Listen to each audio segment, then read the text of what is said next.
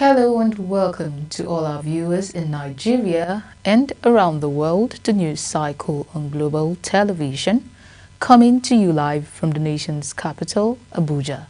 I am Priscilla Obasi.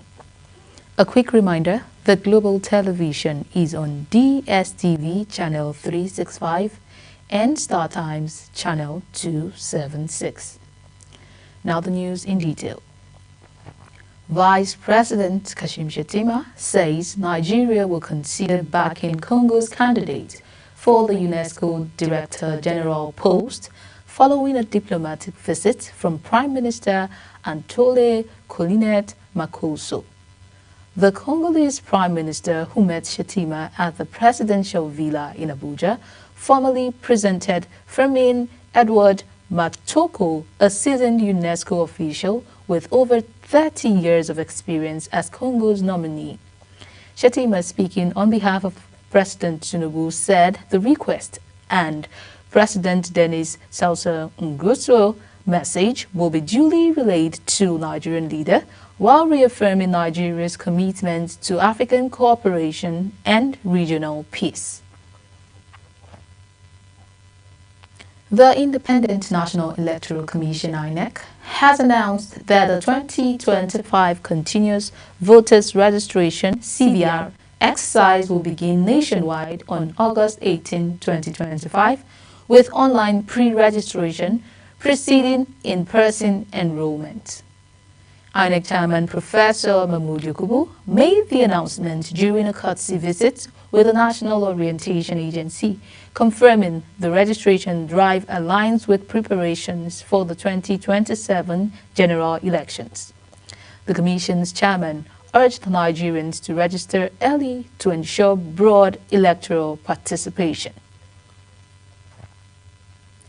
Nurses and midwives under the National Association of Nigerian Nurses and Midwives have maintained their ongoing 7-day nationwide warning strike, rejecting government's claim of suspension after negotiations with the health minister reached a deadlock. However, the association says it has agreed to review the federal government's latest proposal over nationwide strike demands, including increases in shifts and uniform allowances. The union's federal health institution sector says it will reconvene today to assess the government's offer before finalizing its position.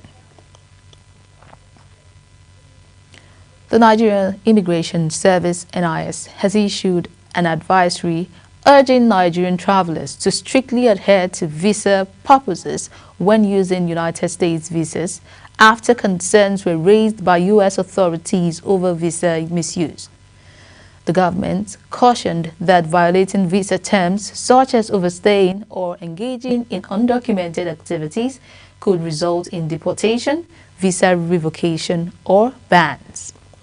The NIS stressed ongoing scrutiny of visa holders even after they enter the U.S. and asked nationals to respect immigration laws globally. The National Emergency Management Agency (NEMA) reports that flooding in 2025 has claimed 165 lives, with 109,791 people affected across 19 states, triggering displacement and disruption. The disasters, which include collapsing infrastructure and farmlands, remain among the worst responses this year, prompting urgent calls for expanded disaster risk preparedness. NEMA continues to deliver relief materials and coordinate responses in affected regions. Abuja is a city meant to reflect order and modern development. The sight of cows roaming freely on major roads in Nigeria's capital, Abuja, is raising eyebrows. Residents are questioning how cattle continue to move about in an urban center where open grazing is officially discouraged. Our correspondent, Ubongusoro, brings us this report. Abuja is Nigeria's capital. Sadly, you see cows moving freely on the roads, even near the National Assembly. The Federal Capital Territory Administration has publicly discouraged open grazing, within Abuja for several years. The FCT, being the seat of federal government, is expected to serve as a model for urban order and policy enforcement. Official statements from FCTO, especially since 2021, have emphasized a transition to ranching and restricted movement of cattle within the city center. However, there is no specific federal law that criminalizes open grazing nationwide, including in Abuja. Instead, enforcement depends on administrative measures and area councils' bylaws. Despite policy declarations, open grazing continues in many parts of Abuja, even around high-profile areas such as Airport Road, Gwarimpa, Sokoro, and Central area. The issue of cattle roaming the streets of Abuja is quite unfortunate, and I think it's something the government really needs to look into. The current trends that has to do with cattle rearing globally is ranching. I think what we lack in the country currently is the political will to do that. For me, I feel it's an environmental threat, because when they move around, you see them dropping their dogs everywhere, and also it's not safe for motorists and passerbys, and the government needs to look into it. Abuja Environmental Protection Board and the Ministry of Health and Environment should also come together and do something about it. A motorist who spoke to us complained bitterly about the discomfort caused by these cows on the road. If I'm driving, seeing cows inside the town, it is painting, living painting, something like here is a capital. Even though it's not a capital, even though a state, it's a city of state, the cow is not supposed to be crossing TT express like this. The thing is painting. So unfortunately, Minister of Abuja is supposed to do something about it. The FCT minister pledged to end open grazing and announced plans to allocate lands for ranching within the 6 area councils. However, it seems this has been discontinued. To see how we will stop. We cannot allow cows inside the city. They can be outside the city. What is it supposed to do? Because the grasses are outside the city. The grasses are not here. These are grasses we planted to beautify the city. It is not that one that they will eat. As residents continue to express frustration, the question remains, how long will Abuja, Nigeria's capital city, continue to host cows on its streets? For now, the animals continue to share the roads with vehicles and pedestrians on Indad. Ubong Usoro for Global TV. Governor Umaru Bago of Niger State has ordered the shutdown of the Degi 90.1 FM in Minna, accusing the station of broadcasting content that incites public unrest and breach broadcasting ethics. Speaking during a state APC caucus meeting, Bago also directed that the station's license be revoked, sparking concerns from rights groups. Amnesty International Nigeria has since condemned the move, calling it an attack on press freedom and a dangerous precedent for democratic governance. The Benue State House of Assembly has recommended the 6-month suspension of Otuo Local Government Chairman Maxwell Ugiri over allegations of financial misconduct, abuse of office, and undermining legislative processes.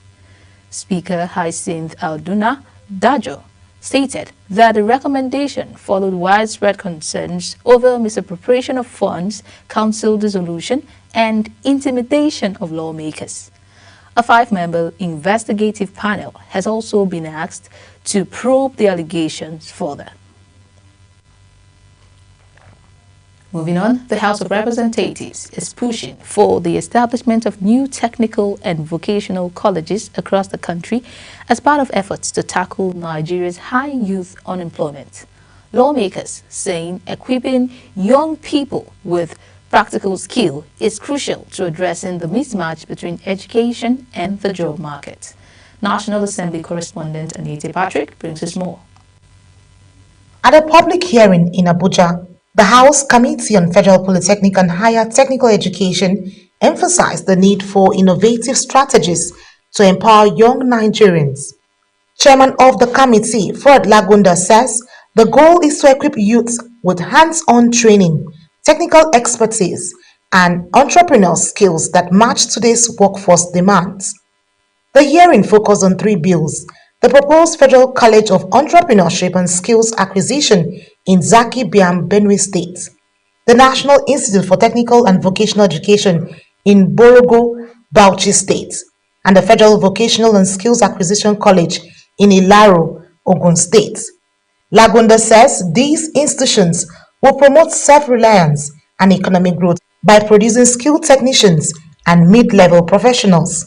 They seek to promote entrepreneurship studies and skill acquisition to empower Nigerians with the skills to become employable, create jobs, and excel anywhere, particularly in their various constituencies.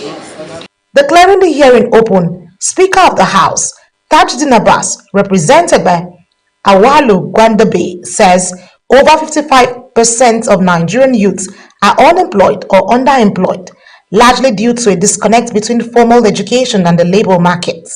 We must therefore equip our youth with practical skills that will enable them to thrive in an ever-evolving technologically driven job market.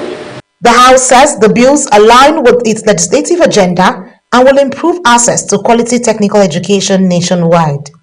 Anieti Patrick, reporting for Global TV. You're watching the live broadcast of News Cycle. When News Cycle returns, Mali charges ex-Prime Minister with undermining the state over ex-post. Details coming shortly, plus business and sports stories on the other side of this break. Please stay with us.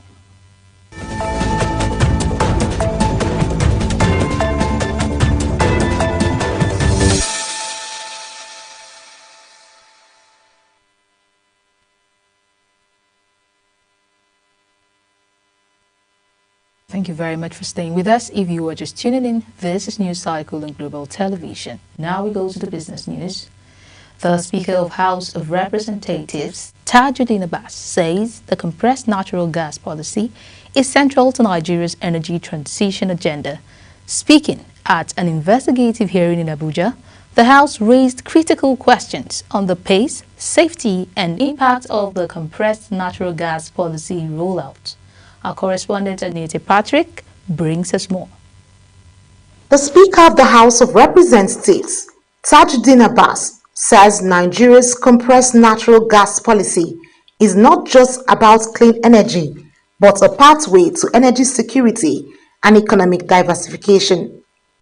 Represented at the hearing by Sada Soli, the Speaker told the ad hoc committee on CNG policy implementation that while the initiative offers a cleaner and cheaper alternative to petrol, Nigerians must feel its benefits. The essence of this public hearing cannot be overstated, as it reflects our legislative commitment to transparency, accountability, and effective policy implementation. Chairman of the committee, Ahmed Jaha, described the policy as bold but warned that it could fail without transparency and effective oversight. He listed key concerns, including uneven distribution of conversion centers, safety issues, and lack of public awareness, urging data-backed submissions from stakeholders. My concern is the infrastructure that will be available to service these cars that are converted. Sustainability is the most important thing. Project Director of the Presidential CNG Initiative, Michael Oluwagbemi, says 300 conversion centers now exist in 24 states, up from just 7. He noted that 2 staff had been dismissed from misconduct, reaffirming the initiative's zero tolerance for corruption. You agree with me that if we had started awarding contracts to build conversion centers, we will probably not have 20 of them in Nigeria today in 12 months, because they will have to go to tender, they will do the bureaucracy, money will not come out, and you know how that story evolves. The Ministry of Petroleum, NNPCL, Federal Road Safety Corps also threw their weight behind the CNG transition and urged the National Assembly to legislate certification standards, train inspectors, and strengthen compliance across the country. Aniete Patrick, reporting for Global TV. The global cryptocurrency market has suffered a sharp downturn as major assets like Bitcoin and Ethereum experienced sudden crashes, leading to over 708 million in forced liquidations across trading platforms. Market analysts attribute the massive sell-off to a combination of rising regulatory pressure, profit-taking by institutional investors, and a surge in leveraged positions that triggered automatic margin calls. And investor confidence takes a hit. Some fear the crash could mark the beginning of another prolonged bearish cycle in the crypto space. Moving on, in a country where the internet connects millions of jobs, education, health, and other opportunities, the rising cost of data may become a setback to national development. The galloping cost of internet connectivity, which affects nearly every Nigerian, the silent impact might be unimaginable if proper policies are not put in place to regulate the sector. Our correspondent Sadia Yakubu takes a look at the high cost of data and its impact on Nigerians. The report. Today is no longer news that Nigerians are struggling to survive in the midst of numerous economic challenges, with mobile network operators in the country systematically passing on operating costs of data consumers. In addition, the sudden increase on the cost of data subscription has gradually but steadily driven business, particularly those in the micro and small brackets, to the bricks. At the height of this, questions are being asked to determine major factors driving this astronomical cost increase. We speak to a cross-section of Nigerians on the streets who share their views and experiences on this issue.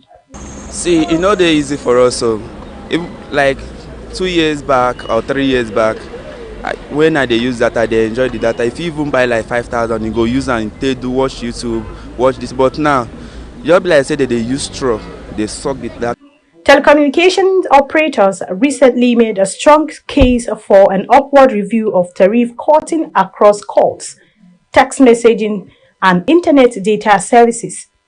These developments drawing criticism from subscribers as expected, seen at least 50% increase in this regard. The cost is becoming so much that the normal Nigerian will not be able to afford.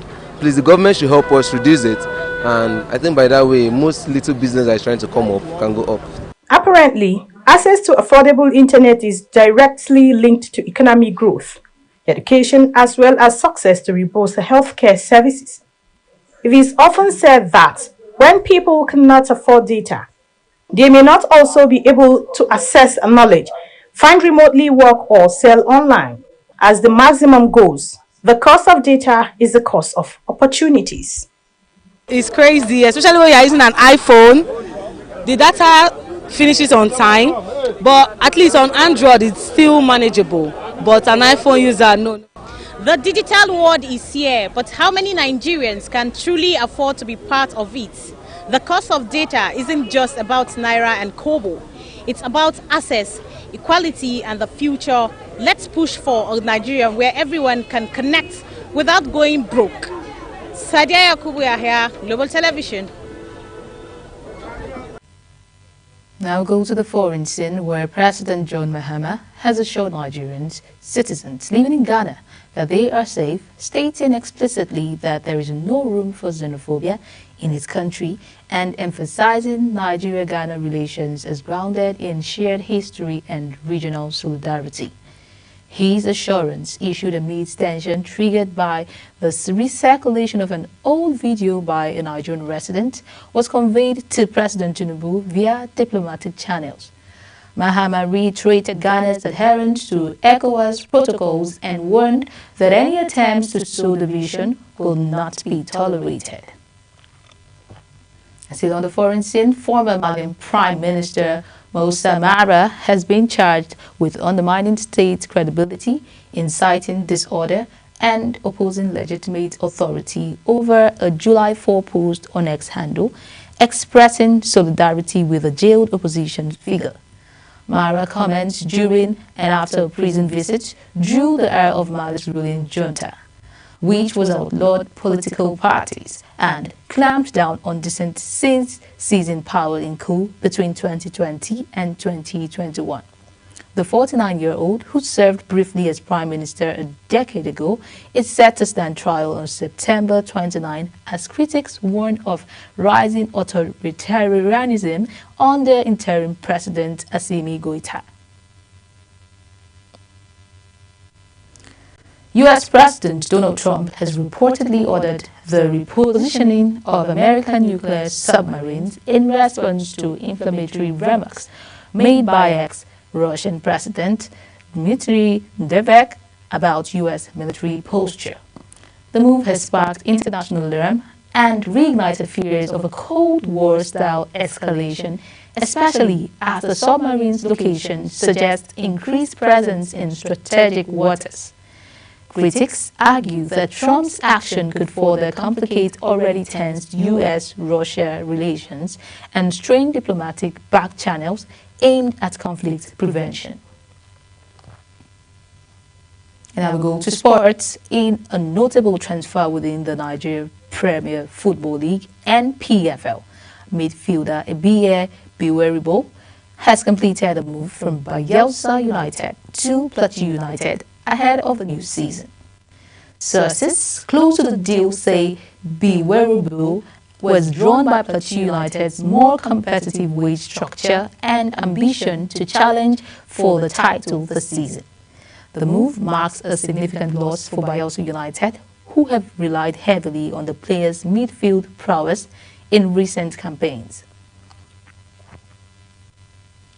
Transfer expert Fabrizio Romano says Atalanta has rejected Inter Milan's second bid, €42 million plus €3 million in advance for Nigerian forward Ademola Lookman, insisting on their €50 million valuation. Although the 27-year-old Lookman has already agreed personal terms with the Inter, Atalanta remain firm, partly due to resale clause owed to RB Leipzig and the player's recent heroics in the 2024 Europa League win. Lookman missed Saturday's friendly against RB Leipzig due to a calf injury and ongoing negotiations as Inter now weighs alternative transfer targets.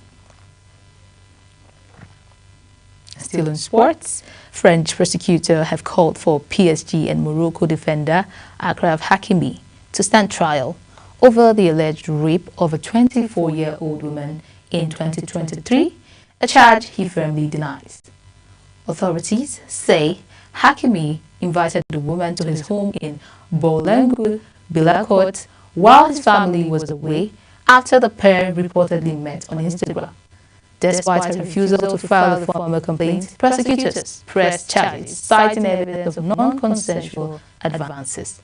While the judge will decide whether the case proceeds, Hakimi's lawyer has described the prosecution's stance as incomprehensible, while the accuser's lawyer welcomed the development as a relief.